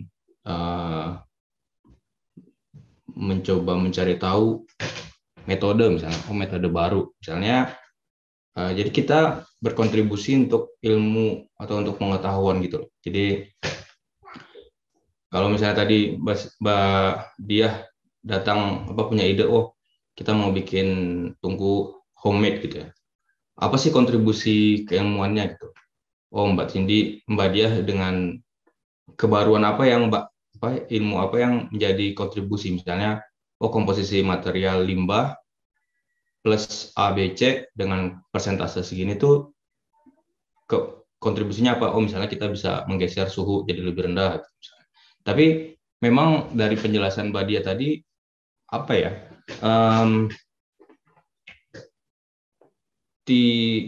lebih kepada ada yang ingin dicapai, tapi sebenarnya itu tuh berlaku lokal gitu, berlaku cuman buat apa yang ingin dicapai gitu. Tidak ada ada hal yang ingin ditarik lebih besar gitu, sehingga dia widely applicable, berlaku secara luas. Karena sains sebagai kontribusi ilmu ya, kita bisa menemukan hal yang bisa digeneralisir dan itu applicable gitu, baik di lintas ilmu itu atau di lintas ilmu lain. Jadi misalnya kita melakukan riset. Kalau buat orang seni mungkin, kalau yang sepengetahuan saya sejauh ini yang saya amati dari komunitas-komunitas itu lebih pada arsip ya, atau misalnya riset-riset. Jadi arsip, ada arsip, tapi apa sih yang ingin diceritakan itu? Kebaruannya adalah dari arsip ini pengamatan kita begini, entah itu pengamatan dari diskursinya atau misalnya pengamatan gimana akhirnya literatur atau arsip ini muncul ke dalam bentuk konkretnya gitu. Jadi ada pesan yang berlaku umum yang bisa disampaikan ke orang banyak. Sedangkan dari proses yang telah dilalui oleh Mbak Dia, yang keberlakuan secara umum ini yang belum saya lihat gitu. Mungkin itu, makanya saya tadi mencoba melihatnya dari arah, apakah kontribusi riset ini bisa misalnya tungkunya semua orang melakukan treatment yang sama, hasilnya sama gitu ya. Dan ini bisa dipakai, secara engineering ini tuh bisa dicapai loh dengan optimisasi, dengan ide-ide yang dimunculkan di sana. Nah, mungkin ketidaktemuannya itu ada di keberlakuannya secara umum, karena sains setelah dia diuji, lalu ini jadi sesuatu baseline untuk bergerak lebih lanjut, dan ini seharusnya applicable ke secara umum gitu, tidak cuma lokal untuk target tertentu, tapi juga bisa dilihat atau diaplikasikan ke yang lainnya. Di sana nilai kontribusi riset yang diharapkan sih menurut saya. Ya, terkait itu saya teringat waktu diskusi bersama Mbak Dia sekitar awal minggu lalu, dalam proses pengembangan uji coba tungku ini, dia akan mengundang orang-orang lain. Kalau tadi kan Bening dan Bu Cindy melihat dalam catatan arsipnya itu ada eksternal yang ikut melakukan pengalaman membakar, misalnya dari Frezos, dan rencananya Mbak Dia itu akan mengundang beberapa praktisi keramik lagi untuk mencoba tungku yang dia rancang dan memberikan catatan-catatan itu gitu. Dan bahkan mungkin bisa dibayangkan setelah pameran ini dia akan mencoba mengajak orang lain yang bukan praktisi seni untuk mencoba tungku itu. Tetapi tadi Bening di awal sempat menyebutkan bahwa ada perbedaan catatan karena ada unsur subjektivitas dari orang yang berbeda membakar gitu, karena tidak menggunakan alat ukur yang akurat, karena hanya berdasarkan pengalaman mata. Tetapi yang ingin saya tanyakan adalah, tetapi jika itu dilakukan dengan konsisten dan banyak, misalnya ada sekian banyak orang yang diundang oleh dia, kemudian melakukan pengalaman itu, dan kemudian data-datanya dikumpulkan, apakah itu bisa dilihat atau dianggap sebagai metode yang punya reliabilitas tertentu dalam konteks riset? Itu gimana, Ben? Oke, baik. Sebenarnya tadi untuk menjawab yang barusan itu jawabannya bisa, karena di sana nanti ada setelah dapat banyak data, ini salah satu aspek lain dari riset tuh statistik gitu. Apakah dengan pengulangan untuk dapatkan hal yang sama kan? Jadi mungkin nanti misalnya setelah 10 atau 30 orang menguji hal yang sama, nanti bisa dapat tuh nilai statistiknya, misalnya rata-rata waktu untuk mencapai misalnya 700 untuk membentuk biskuit misalnya 2,5 jam gitu, 2,5 jam plus minus berapa gitu. Jadi kayak ada range, dan mungkin nanti ini bisa menjadi acuan gitu. Ini nanti rata-rata ini dengan plus minus 0, berapa jam itu bisa jadi value yang bisa berlaku umum. Jadi di sana itu bisa diklaim sebagai data yang sifatnya empiris dan saintifik. Tadi yang saya sentuh sebelumnya tadi itu lebih terkait kepada komposisi limbah tadi ya. Misalnya 90% limbah terus dengan komposisi ini. Nah, itu kan di sana terjadi banyak percabangan gitu. Walaupun ini sebenarnya jadi catatan yang menarik karena Mbak Diah melihat, oh ternyata komposisi ini cuma cocok dengan metode ini. Komposisi ini cocok dengan metode ini misalnya. Oh, komposisi ini untuk mencapai warna ini perlu ditambahin ini. Jadi di sana ada banyak percabangan, tapi tidak ada upaya atau mungkin sulit untuk dibuat map, karena seperti yang disentuh Mbak Cindy tadi ada kontrol. Jadi misalnya ada pembanding, oh misalnya 90% limbah, terus 10% apa gitu. Nah itu misalnya, yaudah, misalnya acuannya adalah 100% tanah limbah. Tapi ternyata setelah dikerjakan itu prosesnya sendiri itu berubah gitu.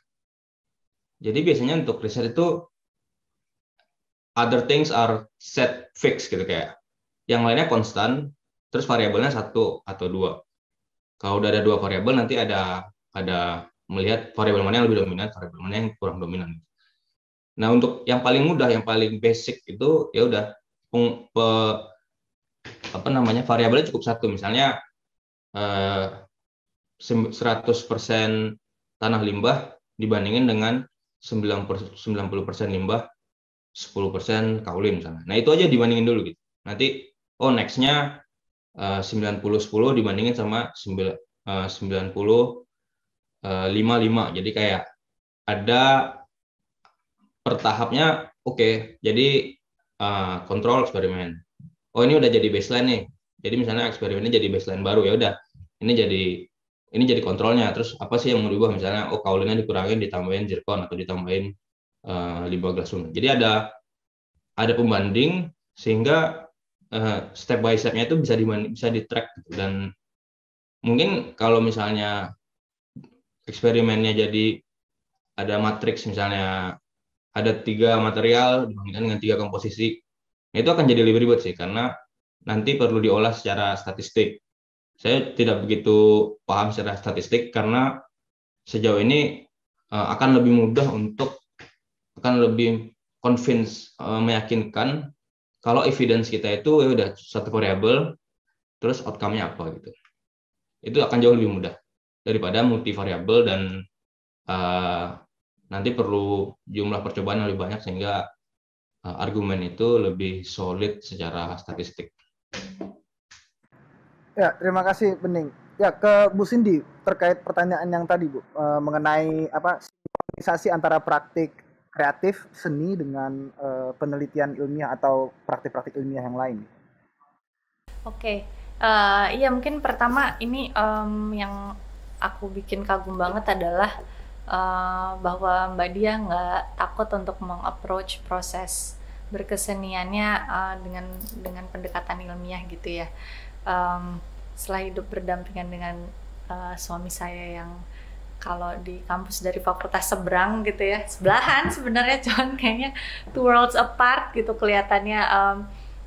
Saya melihat memang kita sempat bahas ya waktu kemarin ketemu, seperti ada mentalitas yang dibawa dari kecil yang sebenarnya ditanam oleh media dan orang tua dan dunia secara umum bahwa art or science gitu ya, maksudnya apa sih ya, ada orang tua yang pokoknya harus jago matematiknya gitu ya, terus nanti dicecer terus sampai besar gitu, terus ending up nggak bisa gambar sama sekali, nggak ya karena hidupnya di situ terus gitu ya. Atau yang justru satunya mungkin yang jadi, kalau saya melihat banyaknya kayak semacam ada trauma dengan matematik dan IPA dan kawan-kawannya, sehingga udah saya nggak mau ada, begitu masuk fakultas seni rupa dan kawan-kawan, saya udah nggak mau ada hubungan lagi sama matematik dan eksperimen ilmiah dan lain-lain. Jadi saya lihat ini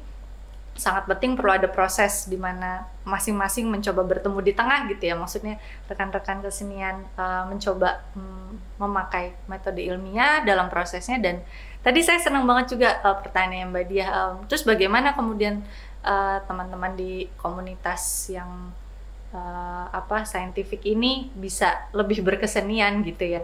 Mungkin kalau karena dari tadi kita ngomongkan arah ke sini kan, bagaimana Mbak Diah mengarah ke praktik ilmiah, tapi tadi Mbak Diah justru memicu kita yang ke arah satunya. Saya rasa itu sangat menarik karena isu yang paling menurut saya sangat urgent di komunitas ilmiah adalah what's really the impact of our research gitu ya. Tadi Mas Bening mencoba mengangkat bahwa menghasilkan ilmu pengetahuan, oke, sampai situ, terus kita kan harus memastikan apakah nih ilmu pengetahuannya dimanfaatkan oleh pihak terkait gitu ya. Oke, misalnya memang langsung dipakai oleh industri gitu.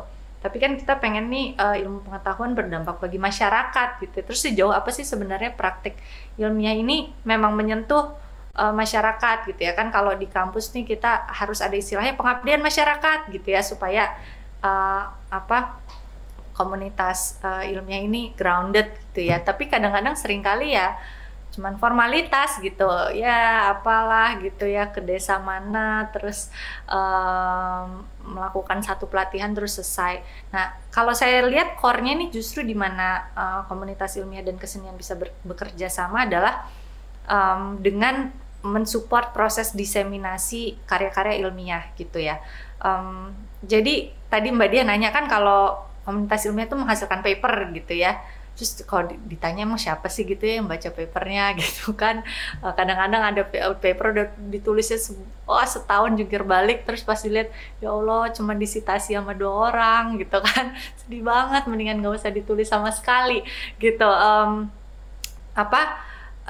Dan ada kayak ketakutan misalnya komunitas ilmiah untuk nggak mau punya sosial media karena ngapain gitu, itu kan nggak ilmiah gitu ya. Terus dan model-model diseminasi lain yang menurut saya perlu lebih breakthrough gitu, karena ya dengan semua di media sosial sekarang yang mencoba menarik perhatian, kalau misalnya komunitas ilmiah publikasinya gitu-gitu aja yang nggak akan dibaca gitu, siapa sih anak zaman sekarang yang baca. Nah, jadi saya rasa teman-teman di dunia seni ini bisa membantu menerjemahkan hasil-hasil penelitian ilmiah yang angka-angka tadi tuh gitu dengan yang warna-warna yang banyak, yang entah bacanya sendiri butuh 10 menit gitu. Gimana sih itu bisa diterjemahkan menjadi karya seni atau at least informasi yang lebih mudah dicerna. Saya ingat pernah misalnya di ITB karena teman saya nge-share penelitian teman-teman biologi tentang penemuan sel-sel baru, kemudian diterjemahkan oleh teman-teman kria tekstil menjadi rajutan 3 dimensi dari selnya itu gitu ya, dengan tentunya interpretasi seni yang nggak cuman plek-plek diterjemahkan, yang bisa cukup dibawa ke tukang rajut lah istilahnya gitu. Nah, jadi mungkin hal-hal seperti itu ya, diseminasi to the wider public, membuat orang-orang lebih tertarik dengan ilmu pengetahuan secara umum, lebih nggak takut sama, nggak alergi sama proses ilmiah gitu, dan semua bisa melakukannya, semua komunitas, nggak hanya komunitas ilmiah gitu. Mungkin itu dari saya, Mas Ikri. Ya. Sebelum ke Mbak Dia, mungkin Bening punya komentar terkait dengan diseminasi dan pendekatan yang lebih humaniora dalam mendistribusikan produk-produk ilmiah itu, Ben. Kalau dari saya memang satu hal tadi produk ya, kayak apa sih medium yang dipakai gitu, apakah medium tulisan atau medium visual atau misalnya video. Tapi mungkin yang lebih urgent itu gimana orang bisa relate gitu. Dalam artian pilihan bahasa misalnya, ternyata komunitas akademik itu domain spesifik dan butuh waktu atau misalnya butuh effort dari penelitinya untuk bisa berkomunikasi lebih luas. Misalnya gimana bisa menerjemahkan ide yang ditemukan di temuan dari jurnal misalnya menjadi sesuatu yang bisa dikonsumsi publik, misalnya ditulis dalam bentuk bahasa koran gitu yang daily pilihan kata yang digunakan sehari-hari. Mungkin di sini diseminasi memang ada kecenderungan kalau komunitas saintifik itu sesama mereka gitu. Jadi kayak conference juga conference-nya tematik. Dan mungkin benefitnya adalah seseorang datang ke conference itu mereka bisa mendapatkan insight yang menunjang buat lebih lanjutnya, riset lebih lanjut. Kayak misalnya saya di bidang solar cell, saya datangnya ke conference solar cell, saya nggak datang ke conference dampak lingkungan atau conference kesehatan itu, karena menurut saya nggak dapat benefit gitu. Tapi di sisi lain jadinya jadi menggaung aja internal kayak. Tapi ya mungkin buat personal series penelitinya bisa bermanfaat, tapi memang tadi seperti yang disentuh oleh Mbak Cindy tentang ke publik yang lebih luas, di sini perlu kegiatan atau perlu upaya aktif dari penelitinya sih dan keinginan untuk menyampaikan itu ke publik yang lebih luas dengan level bahasa yang bisa menjadi medium yang lebih mudah dicerna untuk umum publik. Ya, ke Mbak Dia, mungkin Mbak Dia bisa memaparkan pandanganmu terakhir saja statementnya terkait pentingnya, kenapa kamu kemudian membayangkan bahwa pendekatan ilmiah ini penting bagi praktikmu di seni keramik. Apa sih yang mendasari sebenarnya kenapa itu kamu lakukan? Ya, kenapa akhirnya ini penting? Karena kan memang aku berasal dari akademis ya. Maksudnya aku berkarya seni pun karena akademis gitu, berada di kampus.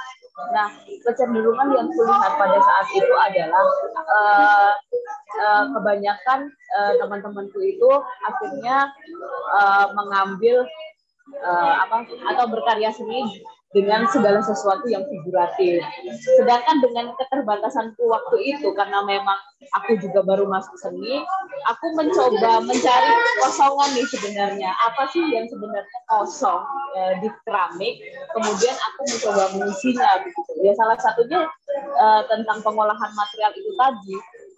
Bagaimana akhirnya kita sebagai mahasiswa itu selalu dituntut untuk menghasilkan pengetahuan-pengetahuan baru gitu. Jadi dosen itu kan selalu bilang, ya kamu sebagai mahasiswa buat jurnal, buat ini, menghasilkan pengetahuan baru, sampai S2 pun kan akan seperti itu gitu ya. Itu salah satu hal yang mendasari sebetulnya. Di samping aku juga memang tertarik, dan karena dulu aku juga dari SMA, tapi juga background keluarga itu adalah keluarga seni, jadi keduanya itu bisa nyatu gitu di aku sebenarnya. Nah kemudian justru setelah lulus, dengan segala keresahanku tadi, aku seakan-akan di dalam dunia seni itu juga seakan-akan berdiri sendiri, karena yang pertama jarang sekali di Jogja itu berkesenian dengan mencampurkan segala sesuatu dengan sains nih. Jadi audiensnya itu kurang gitu. Jadi kalau misalnya teman-temanku yang berkarya seni, ya mereka yang dekoratif, yang lukisan, yang megah, yang mewah. Sedangkan aku berdiri sendiri, kemudian mereka yang tidak punya ketertarikan dengan sains juga akhirnya nggak bisa berkomentar apa-apa, mengkritisi juga nggak bisa karena ketidakmampuan itu gitu. Nah, salah satunya kenapa aku akhirnya di kesempatan pameran ini ingin dipertemukan dengan disiplin lain, ya untuk itu sebenarnya cari pembelaan gitulah. Nah, tapi juga justru di sini juga ingin mempertanyakan kembali, misalnya ke Mas Bening ataupun ke Mbak Cindy, tentang bagaimana akhirnya ketertarikan Mas Bening dan Mbak Cindy terhadap dunia seni yang ada unsur sainsnya nih, dan bagaimana untuk mengapresiasinya agar si seniman yang berdiri dengan sains dan dengan seni ini tetap hidup gitu loh. Kayak gitu sih Mas Jibri.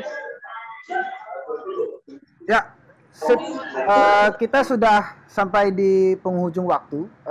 Sedikit ini mengambil simpulan dalam diskusi kita. aku rasa ada yang menarik terkait pengembangan proyek tungku pembakaran bakdia ini di masa depan, bahwa yang ide melibatkan lebih banyak para praktisi keramik atau orang lain untuk mengalami tungku, menguji coba tungku itu ternyata tetap bisa berada di jalur yang ilmiah, seperti nanti sudah kita coba tanya pendapatnya ke Mas Bening ketika itu dilakukan dengan jumlah partisipan yang memadai lah untuk dia dianggap sebagai sesuatu yang saintifik. Dan aku rasa juga eksperimen itu bisa dilanjutkan karena berkaitan dengan pandangan Bu Cindy tadi tentang bagaimana melibatkan atau membuat praktik ilmiah ini bisa tersalurkan ke masyarakat dengan berbagai strategi. Melibatkan lebih banyak orang dalam mengalami tungku pembakaran itu mungkin bisa dilihat juga sebagai salah satu cara untuk mendekatkan praktik ini yang dia adalah seni tetapi mencoba menggunakan pendekatan ilmiah ke masyarakat, baik itu para praktisi di wilayah seni keramik maupun orang di luar wilayah seni keramik gitu. Dan kurasa pada aspek itu riset sebagai basis kekaryaan dan juga berbasis masyarakat bisa dicoba dicapai. Tentu tidak dalam waktu yang singkat, butuh proses yang lebih panjang, mungkin bisa sampai setahun, 2 tahun, atau bahkan mungkin 10 tahun gitu. Nah, selanjutnya yang juga aku ingin tambahkan bahwa sebenarnya dalam praktik kesenian itu tadi aku udah bilang bahwa sudah ada banyak praktik yang mencoba menggunakan riset, entah itu sebagai jargon atau memang dengan proses yang baik. Dan bahkan di Jogja pun sebenarnya ada banyak kolektif yang melakukan hal yang sama dengan Mbak Diah gitu. Kita bisa sebut Live Patch atau HONF misalnya, yang memang mereka menggunakan pendekatan saintifik untuk menjadi bagian penting dalam proses penciptaan karya mereka gitu. Tetapi hanya saja yang perlu kita kritisi dari fenomena itu adalah praktik mereka tidak tercatat dengan baik gitu, bahwa ada pendekatan seni yang menggunakan pendekatan ilmiah secara reliable, tetapi bagaimana itu dikomunikasikan kepada publik. Sejauh ini kan yang sampai ke publik adalah dia dalam presentasi peristiwa seni gitu. Bagaimana dia disajikan dalam presentasi dalam bentuk yang lain, entah itu dalam konferensi ilmiah atau dalam format-format distribusi pengetahuan yang lain. Saya rasa ini menjadi catatan penting bukan hanya bagi kita yang ada dalam forum ini, tetapi juga bagi audiens yang lebih luas di wilayah seni maupun di wilayah komunitas ilmiah. Semoga dengan inisiatif Mbak Diah melalui proyek ini, cita-cita untuk mempertemukan para praktisi ilmiah dan praktisi seni itu bisa dilakukan secara lebih masif di masa depan. Saya mengucapkan terima kasih yang sebesar-besarnya kepada Bu Cindy Priadi dan juga Mas Bening Tirta karena sudah bersedia menjadi pembicara dan penanggap untuk proyek Diah Retno.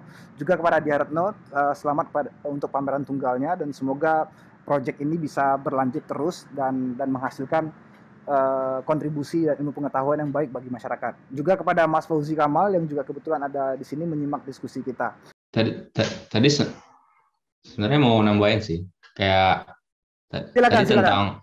Tentang medium tadi ya, kan tadi ada harapan untuk yang science menyampaikan ke wider public gitu ya. Tapi mungkin ketika tadi yang komen terakhir Mbak Dia itu malah sebaliknya gitu. Apakah misalnya karya-karya artistik itu bisa diterjemahkan dalam misalnya angka atau tabel atau grafik? Mungkin itu jadi menarik gitu. Saya mikir itu malah kayak, dan saya sangat tertarik dengan mengapresiasi arsip-arsip yang dikirimkan. Itu menurut saya juga ketika arsip itu misalnya dijadikan tabel atau grafik, mungkin buat level anak SMA tuh udah tertarik gitu. Ternyata ini grafiknya perbandingan antara bahan murni sama bahan limbah gini. Itu kayak mungkin butuh waktu untuk orang mencerna atau mengapresiasi hasil seni gitu ya. Ini dengan suhu ini, terus ini warna atau apa gitu. Itu kan kayak aspek-aspek yang visual, yang mungkin nggak semua orang yang tertarik ingin mendalami ingin untuk mengalami itu. Tapi misalnya ketika proses tadi yang dari arsip ini Mbak Diah bisa terjemahkan lebih lanjut dan mungkin lebih simple ya, kayak misalnya dari sebuah display terus ada di pojok kanan misalnya ada beberapa tabel kurva atau angka-angka gitu. Jadi menurut saya untuk level yang sudah SMA atau mungkin SMP akhir tuh bisa dapat direct knowledge. Jadi nggak cuman tidak ada barrier yang mana wider public tuh butuh waktu untuk mencerna atau mencoba meresapi. Tapi ya udah, ini fakta gitu. Ini hasil riset kita, sudah ada angka, tabel, dan itu bisa jadi medium komunikasi di luar dari aspek visual dan artistik. Itu tambahan terakhir. Halo Mas, aku mau jawab dong.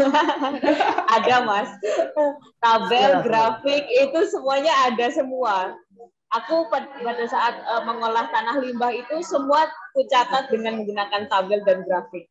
Sampai hasilnya dari pengolahan pertama sampai hasil jadinya kutabelkan dan kugrafikkan.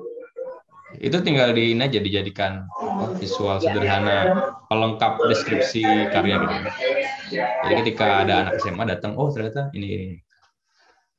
Jadi kayak tanpa harus secara terlibat secara otak kanannya segala macam. Oke, sip. Mungkin sampai di sini dulu pertemuan kita dalam diskusi ini. Sekali lagi saya ingin mengatakan bahwa diskusi ini direkam oleh tim Cemeti dan akan disunting dan akan diterbitkan di kanal YouTube Cemeti setelah pameran berakhir. Oke, terima kasih. Semuanya. Terima kasih berakhir Bu pekan. Cindy, Mas Bening, Mas Fauzi. Terima kasih Yo. sudah terlibat dalam acara. Sampai bertemu. Oke, yuk mari.